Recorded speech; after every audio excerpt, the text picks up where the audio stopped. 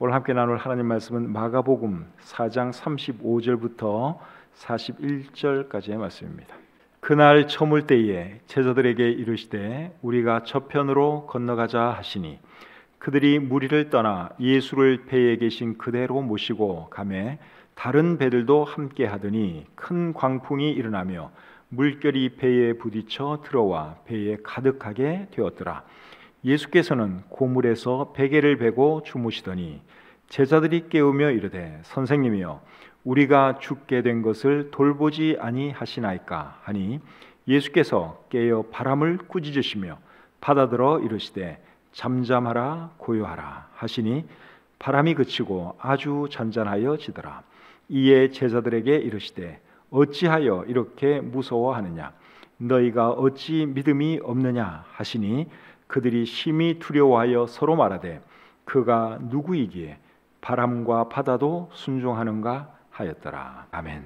오늘은 마가복음 4장 35절부터 41절까지의 말씀을 본문으로 해서 너희가 어찌 믿음이 없느냐 이런 제목으로 말씀드리기를 원합니다. 오늘 읽은 이 본문은 예수님께서 광풍을 말씀으로 잠재우신 아주 유명한 이야기입니다. 우리가 너무 잘 알고 있는 이야기이기 때문에 이렇게 읽다 보면 아무런 생각 없이 큰 감동 느끼지 못하고 읽을 수도 있는데 사실 오늘 이 본문에 기록된 말씀은 정말 대단한 사건입니다.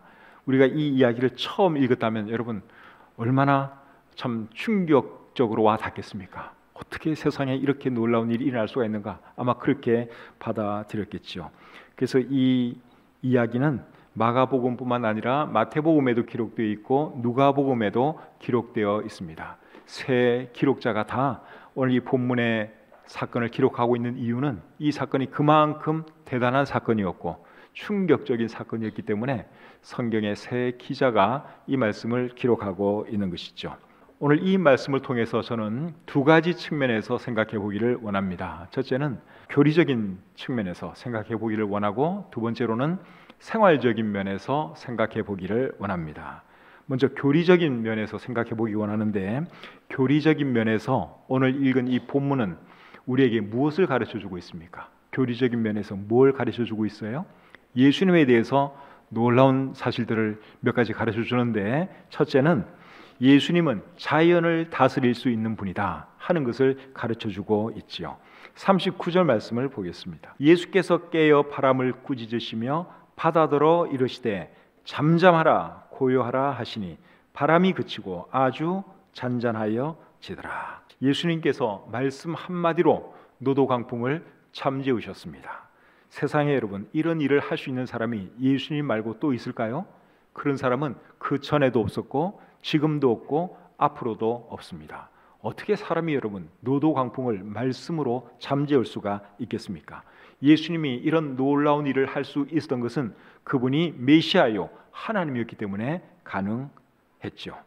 예수님은 이 일 외에도 정말 놀라운 일들을 많이 행하셨습니다. 그 모든 일들을 할 수 있었던 이유도 예수님이 하나님이었기 때문에 가능한 것이었죠. 요한복음 14장 11절에서 예수님이 이런 말씀을 하십니다. 내가 아버지 안에 거하고 아버지께서 내 안에 계심을 믿으라. 그렇지 못하겠거든 행하는 그 일로 말미암아 나를 믿으라. 예수님이 자신을 메시아로 하나님으로 여러 번 말씀을 하셨는데 사람들이 잘 안 믿는 거예요. 그래서 하는 말이 뭔가 하면 너희들이 내 말을 못 믿겠거든 내가 행하는 이 기적들을 보고라도 나를 좀 믿어라. 예수님이 그렇게 말씀을 하셨습니다. 요한복음을 기록한 분은 요한이죠. 요한은 예수님을 아주 가까이에서 지켜본 사람입니다. 그는 예수님이 행하는 그 모든 일을 다 보았어요. 그래서 요한복음 21장 25절에서 그는 이런 말을 하고 있습니다. 예수께서 행하신 일이 이 외에도 많으니 만일 낱낱이 기록된다면 이 세상이라도 이 기록된 책을 두기에 부족할 줄 아노라. 우리 성경에는 예수님이 행하신 기적이 한 30몇 가지 기록되어 있습니다. 근데 그게 전부가 아니라 정말 많은 기적들을 행했다고 요한이 증거하고 있습니다. 그분이 하나님이셨기 때문에 예수님이 하나님이셨기 때문에 그런 일들을 할 수가 있었던 것이죠. 근데 예수님이 행한 기적 중에서 가장 놀라운 기적은 뭔 줄 아십니까? 예수님이 수많은 기적을 행하셨는데 가장 놀라운 기적은 뭔가 하면 예수님께서 죽으셨다가 다시 살아나신 그 기적입니다. 그래서 사람들이 예수님에게 표적을 보여달라고 했을 때 악하고 음란한 세대가 표적을 구하지만 내가 너희들에게 보여줄 표적은 요나의 표적밖에 없다, 그렇게 말씀을 하셨어요. 요나의 표적이 뭔가 하면 예수님께서 죽으셨다가 3일 만에 다시 부활하는 그 사건을 예수님은 요나의 표적이라고 말씀하신 것이죠. 요나가 3일 동안 물고기 뱃속에 있다가 다시 세상으로 나왔죠. 거기에 빗대어서 내가 죽지만 장사되었다가 3일 뒤에는 다시 일어날 거다, 그것을 예수님께서 말씀을 하셨습니다. 그래서 예수님이 행하신 모든 기적 중에서 최고의 기적은 예수님이 죽었다가 다시 살아나신 그 기적이다 하는 것이죠. 예수님의 부활에 대해서 사도행전 17장 31절은 이렇게 말씀하고 있습니다. 31절 중반절입니다. 그를 죽은 자 가운데서 다시 살리신 것으로 모든 사람에게 믿을 만한 증거를 주셨음이니라. 부활을 통해서 모든 사람들이 믿을 수 있도록 증거를 주셨다, 그렇게 말씀을 하고 있어요. 우리는 부활 사건 아니라도 사실은 노도광풍을 말씀으로 잠재우는 그거 하나만 봐도 예수님이 하나님인 것 알 수 있는데, 결국 결정적으로 예수님이 메시아요 하나님인 것은 어떻게 알 수 있느냐? 그를 죽은 자 가운데서 다시 살리신 것으로 모든 사람에게 믿을 만한 증거를 주셨다. 우리 성경은 그렇게 말씀하고 있습니다. 그러니까 예수님이 정말 살아나셨다면 그분은 메시아가 맞죠. 그분은 하나님이 맞습니다. 예수님이 정말 살아나셨다면 천국과 지옥이 있는 것도 사실이고 하나님이 살아계신 것도 사실입니다. 그래서 성경의 모든 것이 사실이냐 아니냐, 뭘 가지고 우리가 결정 내릴 수 있는가 하면 예수님의 부활을 놓고 결정 내릴 수 있습니다. 예수님이 정말 부활하셨다면 이 성경 이거 다 믿을 수 있는 것이고, 예수님이 부활 안 하셨다면 이 성경은 그냥 쓰레기통에 집어넣는 것이 맞아요. 근데 예수님은 정말 다시 살아나셨기 때문에 예수님이 하나님인 것이 맞고 하나님도 살아계시고 천국과 지옥도 존재하는 것이죠. 예수님을 가까이서 지켜본 요한은 예수님에 대해서 이런 말씀을 했습니다. 요한복음 1장 14절입니다. 요한복음 1장 14절. 말씀이 육신이 되어 우리 가운데 거하심에 우리가 그의 영광을 보니 아버지의 독생자의 영광이요 은혜와 진리가 충만하더라. 예수님에 대해서 요한은 어떻게 설명했는가 하면 말씀이 육신이 되어 오신 분이라고 설명하고 있습니다. 여기서 말씀하고 있는 이 말씀은 천지를 창조하신 태초에 있었던 그 말씀, 하나님의 말씀을 말하는 거예요. 그 말씀이 육신이 되어 오신 분이 예수님이다. 요한은 그렇게 말을 하고 있습니다. 요한복음 1장 18절에서는 또 이렇게 말합니다. 본래 하나님을 본 사람이 없으되 아버지 품속에 있는 독생하신 하나님이 나타내셨느니라. 예수님이 누구라는 것입니까? 하나님이라는 것이죠.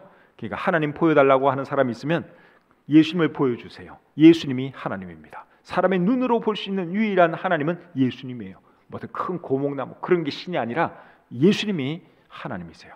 말씀이 육신이 되어 하나님께서 이 땅에 오신 그분이 예수 그리스도이십니다. 첫 번째로 예수님은 어떤 분이냐? 자연을 다스릴 수 있는 분이다 하는 것을 말씀드렸습니다. 두 번째로 예수님은 완벽한 평안을 소유하신 분이십니다. 37절 38절 보겠습니다. 큰 광풍이 일어나며 물결이 배에 부딪혀 들어와 배에 가득하게 되었더라. 예수께서 고물에서 베개를 베고 주무시더니 광풍이 불고 물이 배 안으로 들어와서 배가 침몰하기 직전인데 예수님은 지금 뭘 하고 계십니까? 배 뒤에서 잠을 자고 계십니다. 보통 사람 같으면 절대로 이렇게 할 수가 없죠. 자다가도 배가 심하게 흔들리면 다 깨게 되어 있습니다.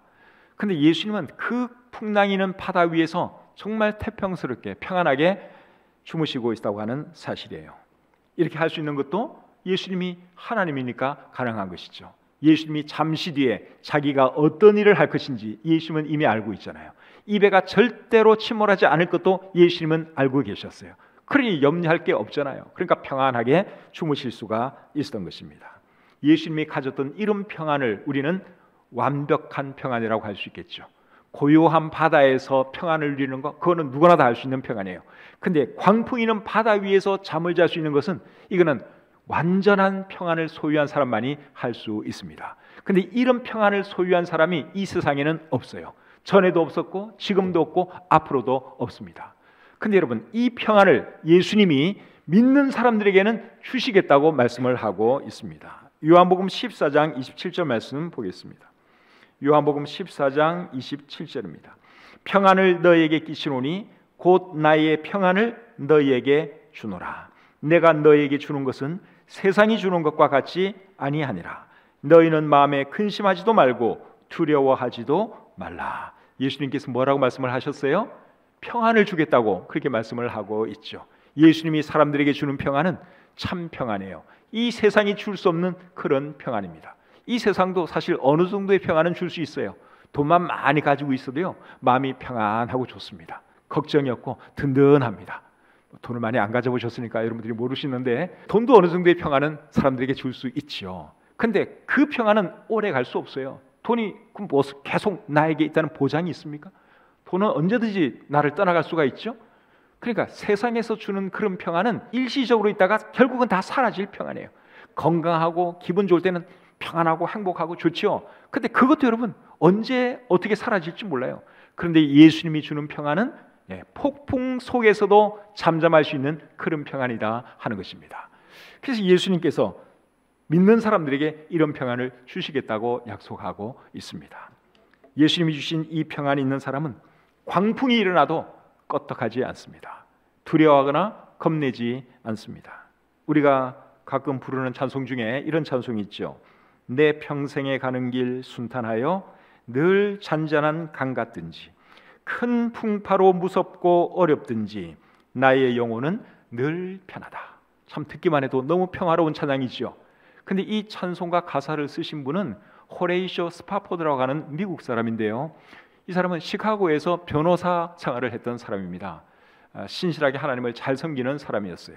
그런데 시카고에서 대화재가 일어났을 때 이 사람 재산이 다 불에 타고 없어집니다. 멋진 아름다운 집, 별장 다 불에 타고 사라지고 말아요.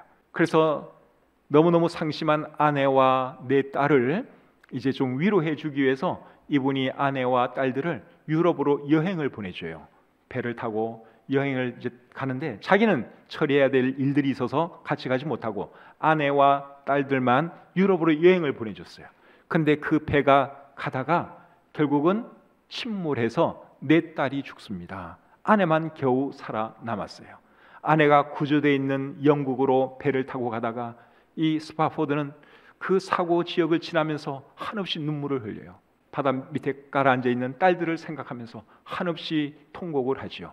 한참 울다가 나중에 선실로 내려와서 하나님께 기도하는 가운데 시편 23편 말씀을 묵상하게 됩니다.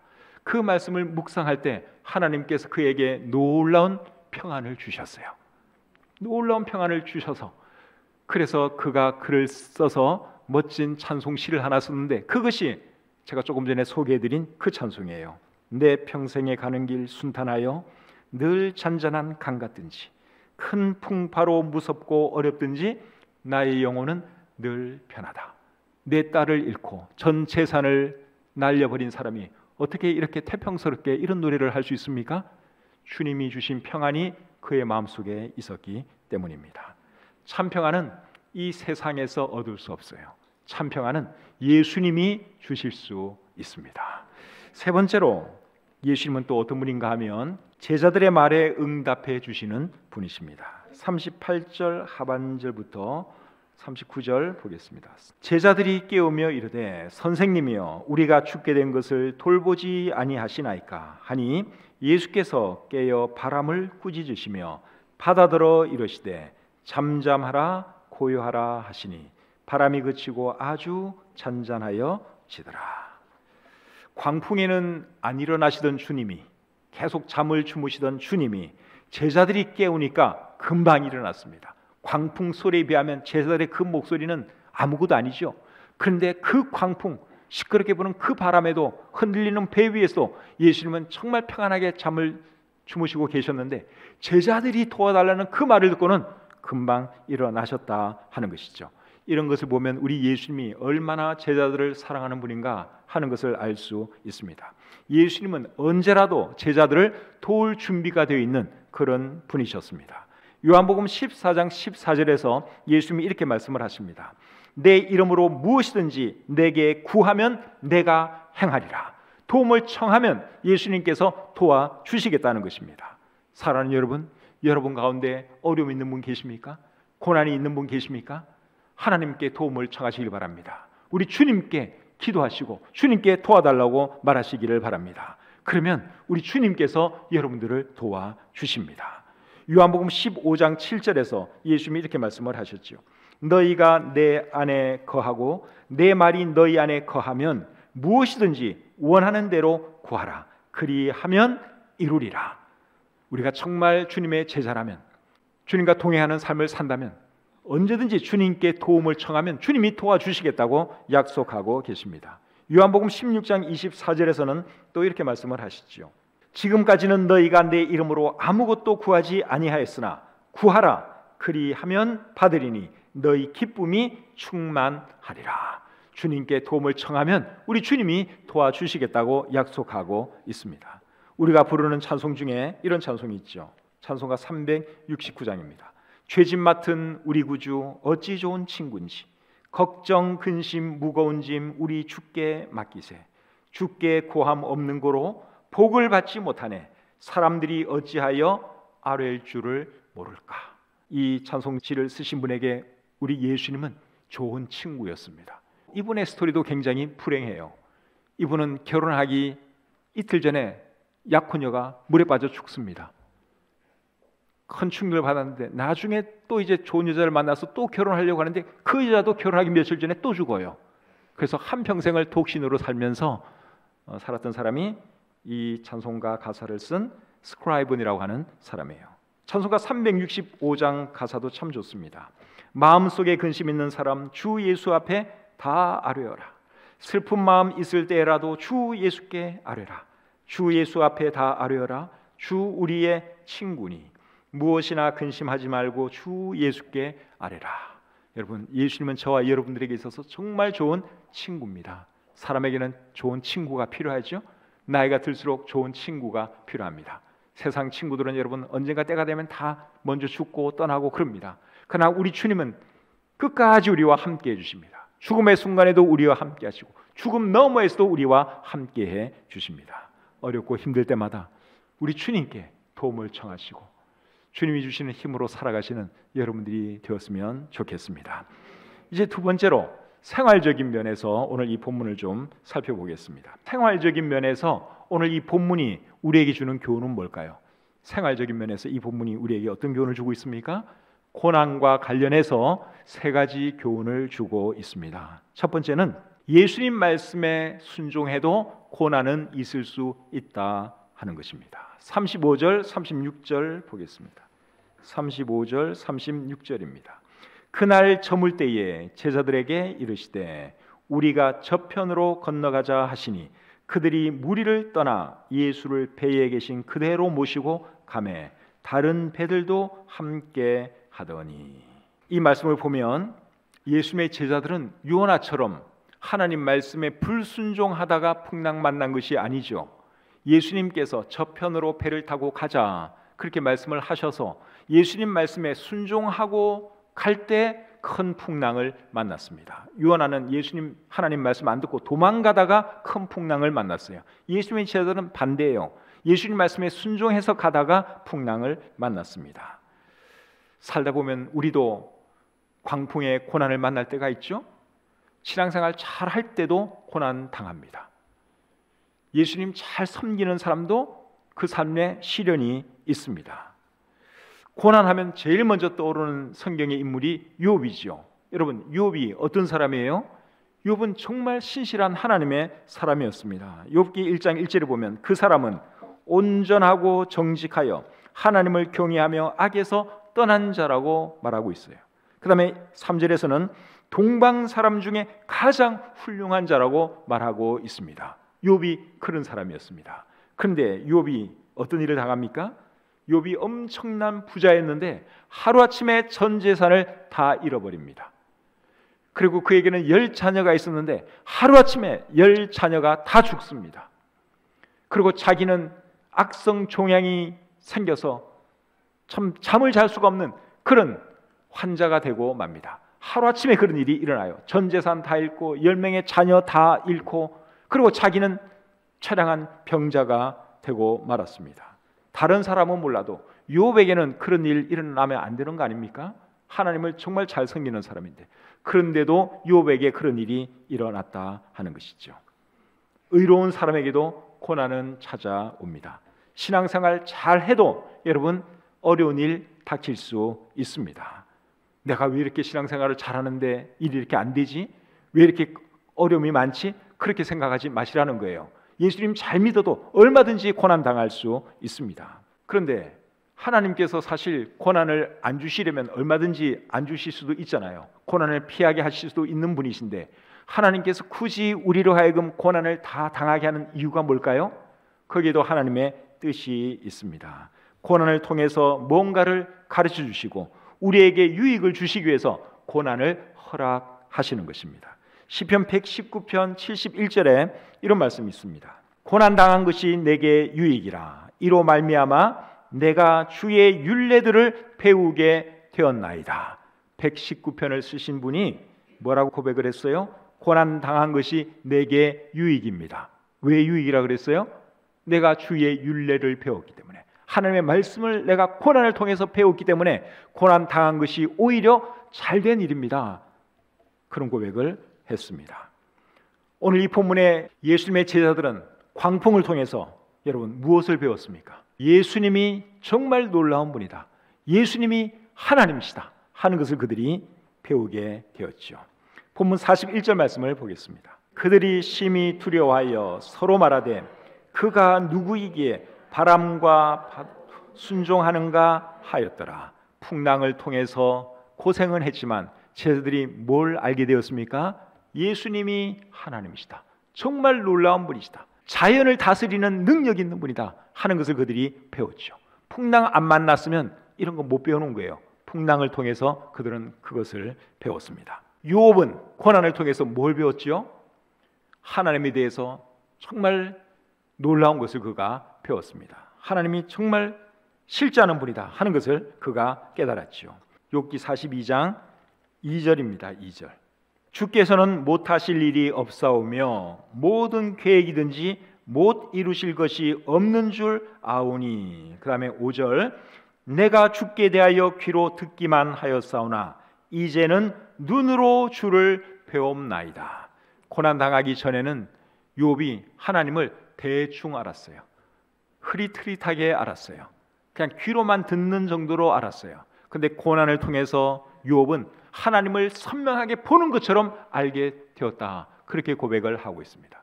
하나님은 정말 실제하는 분이로구나 하는 것을 그가 알게 되었습니다. 사람이 여러분 고난을 겪으면 그런 것을 많이 경험하게 돼요. 저도 제 인생에 있어서 우리 주님과 가장 가까웠던 적이 언제인 줄 아십니까? 가장 가깝게 느꼈던 적은 내가 가장 어려웠을 때였어요. 경제적으로 엄청 어려웠을 때, 그때는 하나님 발목 붙잡고 막 기도하는 심정으로 제가 기도를 했거든요. 하나님이 엄청 가깝게 느껴졌어요. 근데 좀 평안하고 잘 되면요, 하나님이 저기 멀리 계시는 것처럼 느껴져요. 욥이 지금 그 고백을 하는 거예요. 내가 평안하고 잘 나갔을 때는 하나님에서 대충 내가 알았지만 고난을 통해서 내가 하나님을 정말 이렇게 가깝게 보게 되었습니다. 실제하는 하나님인 것을 내가 믿게 되었습니다. 그런 고백을 욥이 하는 것이죠. 고난을 통해서 또 어떤 유익을 우리가 얻을 수 있습니까? 고난을 통해서 우리는 바른 삶을 살아가게도 되죠. 시편 119편 67절에 보면 고난 당하기 전에는 내가 그릇 행하였더니 이제는 주의 말씀을 지키나이다. 우리가 고난이 없을 때는 때로는 죄도 짓고 못된 짓도 하고 내 마음대로 살기도 하고 그러잖아요. 그러다가 하나님이 한번 치면 정신이 번쩍 들면서 바르게 살아갈 때가 얼마나 많습니까? 또 고난을 통해서 사람은 성숙하게 되고 강하게 됩니다. 베드로전서 5장 10절에 이렇게 기록이 되어 있습니다. 베드로전서 5장 10절 중간부터 읽겠습니다. 잠깐 고난을 당한 너희를 친히 온전하게 하시며 굳건하게 하시며 강하게 하시며 털을 견고하게 하시리라.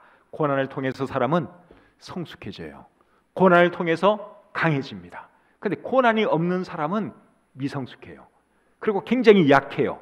그러나 고난을 많이 당한 사람은 성숙하고 그리고 굉장히 강합니다. 이런 것이 고난이 주는 유익이라고 할 수 있는 것이죠. 또 고난 당하게 되면 나중에 고난 당하는 다른 사람들을 위로해 줄 줄도 알게 됩니다. 고린도후서 1장 4절에 이렇게 기록이 되어 있습니다. 우리의 모든 환난 중에서 우리를 위로하사 우리로 하여금 하나님께 받는 위로로서 모든 환난 중에 있는 자들을 능히 위로하게 하시는 이시로다. 하나님께서도 우리를 위로해 주시지만 또 우리로 하여금 다른 사람들을 위로하게 하는 그 일도 하게 하시죠. 그래서 우리가 고난을 당해봐야지 다른 사람들이 고난 당할 때 우리가 진심으로 잘 위로해 줄 수가 있는 것이죠. 이런 것이 고난이 주는 유의라고 할 수 있습니다. 그래서 우리 하나님은 우리가 신앙생활 잘해도 한 번씩 고난을 허락하신다 하는 것이죠. 두 번째로 고난과 관련해서 뭘 배우시는가 하면 고난 중에도 예수님은 우리와 함께 하신다 하는 것을 배울 수 있습니다. 37절 38절 다시 한번 보겠습니다. 큰 광풍이 일어나며 물결이 배에 부딪혀 들어와 배에 가득하게 되었더라. 예수께서는 고물에서 베개를 베고 주무시더니. 제자들이 고난당할 때 예수님은 어디에 계셨습니까? 배 안에 제자들과 함께 계셨지요. 마가복음 6장에 보면 제자들이 다시 한번 풍랑으로 인하여 고난을 당하게 되는데 그때는 예수님이 배 안에 안 계셨어요. 그럼에도 불구하고 예수님은 제자들과 함께 해 주셨는데 어떻게 함께 해 주셨어요? 산에서 제자들을 바라보시며 그들과 함께 해 주셨습니다. 그리고 정말 위급한 순간에 예수님께서 물 위를 걸어서 제자들에게 찾아와 주셨죠. 우리가 고난 당할 때도 마찬가지입니다. 우리 주님이 우리와 함께하고 계십니다. 마태복음 28장 20절에 보시면 내가 세상 끝날까지 너희와 항상 함께 있겠다고 우리에게 약속해 주고 있습니다. 요한복음 14장 18절에서는 내가 너희를 고아와 같이 버려두지 아니하고 너희에게로 오리라. 예수님이 그렇게 말씀해 주셨습니다. 고난 당할 때 예수님이 우리와 함께 하고 있는 것을 못 느낄 수도 있어요. 그럼에도 불구하고 예수님은 우리와 함께 하십니다. 모래 위에 발자국이라고 하는 글 여러분 알고 계시죠? 한 사람이 꿈을 꾸었습니다. 예수님과 함께 해변을 거니는 그러한 꿈이었습니다. 예수님과 함께 해변을 쭉 걷는데 거기 이제 발자국이 두 쌍이 나는 것이죠. 하나는 예수님의 발자국, 하나는 그 사람의 발자국. 두 쌍의 발자국이 해변에 쭉 찍혔어요. 근데 그 발자국이 보니까 자기의 살아온 여정이었어요. 주님과 함께 동행해 온 그 모든 그 걸음걸음이 발자국으로 해변에 찍힌 것이죠. 근데 가만히 자기가 살아온 그 여정을 이렇게 보니까 중간중간에 발자국이 한 쌍밖에 없는 거예요. 주님과 늘 동행을 했기 때문에 두 쌍이 이렇게 있어야 되는데 중간중간에 끊어졌어요. 한 쌍의 발자국밖에 없어요. 그래서 이 사람이 주님께 항의를 하죠. 그리고 그 끊겨진 그 순간이 보니까 자기 생애 가운데 정말 힘든 시간들이었어요. 그때는 유독 한 발자국밖에 없은 것을 그가 발견했습니다. 그래서 그가 주님께 항의를 합니다. 주님은 저를 떠나지 않겠다고 약속하셨는데 왜 제가 가장 힘들고 어려울 때마다 주님은 나를 떠나셨습니까? 그때 주님이 뭐라고 대답을 했죠? 그 순간에는 내가 너를 업고 걸었단다. 그렇게 말씀을 하셨어요. 여러분, 우리가 힘들고 어려울 때 주님이 나와 함께 하시는 것을 못 느낄 수도 있어요. 그렇지만 주님이 함께하고 계십니다. 창세기 28장 16절에서 야곱이 이런 고백을 했죠. 여호와께서 과연 여기 계시거늘 내가 알지 못하였노라. 하나님이 자기와 함께 하고 있는데도 불구하고 야곱이 그것을 몰랐다고 고백을 했습니다. 우리가 그럴 때가 참 많아요. 주님이 함께 하시는데도 그걸 모르고 살아요. 시편 23편 4절에서 다윗은 이런 고백을 했습니다. 내가 사망의 음침한 골짜기로 다닐지라도 해를 두려워하지 않을 것은 주께서 나와 함께 하심이라. 우리도 살다 보면 음침한 사망의 골짜기를 지날 때가 있죠. 그 순간에도 우리 주님이 우리와 함께 하신다고 하는 사실을 절대로 잊지 마시기를 바랍니다. 세 번째로 고난과 관련해서 배우시는 교훈은 고난 중에 있을 때 우리에게 필요한 것은 믿음이다 하는 거 배울 수 있습니다. 40절을 보겠습니다. 이에 제자들에게 이르시되 어찌하여 이렇게 무서워하느냐 너희가 어찌 믿음이 없느냐 하시니, 제자들이 풍랑 속에서 무서워한 이유가 결국 뭐였습니까? 믿음이 없었던 것이 그들의 문제였죠. 예수님에 대한 믿음만 확실했다면, 주님이 이 배 안에 있으니까 절대로 우리는 빠져 죽지 않아 하는 그 믿음만 있었다면 제자들이 그렇게 두려워할 필요가 없었죠. 근데 그 믿음이 없었던 거예요. 그래서 예수님이 너희의 믿음이 어디 있느냐, 어찌 그렇게 믿음이 없느냐, 예수님께서 한마디 하셨습니다. 우리도 고난당할 때 엄청 힘들게 느껴지죠. 왜 힘들게 느껴지는가 하면 무엇이 없어서 그런 거예요? 믿음이 없어서 그런 거예요. 고난 중에 있을 때 정말 믿음만 있다면 여러분 그렇게 힘들게 느껴지지 않습니다. 심지어 죽음을 바라보는 자리에 있다 할지라도 믿음만 있으면 얼마든지 그 시련 견뎌낼 수 있습니다. 예수님 믿는 사람이 죽으면 어디 가죠? 천국 가죠. 정말 여러분 그렇게 믿으시죠? 천국은 좋은 곳이에요? 나쁜 곳이에요? 좋은 곳이잖아요. 그 믿음만 정말 100% 있다면 죽음도 두렵지가 않죠. 근데 그 믿음이 부족한 거예요. 그러니까 죽고 싶지 않다, 살고 싶다, 이제 그 생각을 하는 거죠. 그렇다고 다 빨리 죽으라는 말은 아니고, 정말 믿음만 있으면요, 하나님에 대한 믿음, 천국에 대한 소망, 믿음만 있으면 죽음도 두려울 것이 없어요. 근데 믿음이 없으니까 이런 것도 두렵고, 돈 없는 것도 두렵고, 아픈 것도 두렵고, 다 두려운 것이죠. 믿음이 없는 것이 문제다 하는 것입니다. 로마서 8장 28절에서는 이렇게 말합니다. 하나님을 사랑하는 자, 곧 그의 뜻대로 부르심을 입은 자들에게는 모든 것이 합력하여 선을 이루느니라. 여러분 이 말씀도 믿으십니까? 예, 우리에게 안 좋은 일 일어날 수 있어요. 근데 그것조차도 하나님은 선으로 바꿔주시는 분이라고 하는 것을 여러분 믿으시기를 바랍니다. 믿음만 있으면 고난이 전혀 문제가 되지 않아요. 믿음 없는 것이 문제예요. 믿음을 잘 발휘하시는 저와 여러분들이 되시기를 우리 주님의 이름으로 축복합니다. 마지막으로 요한 1서 5장 4절 말씀 같이 한번 읽고 마치겠습니다. 무릇 하나님께로부터 난 자마다 세상을 이기느니라. 세상을 이기는 승리는 이것이니 우리의 믿음이니라. 아멘.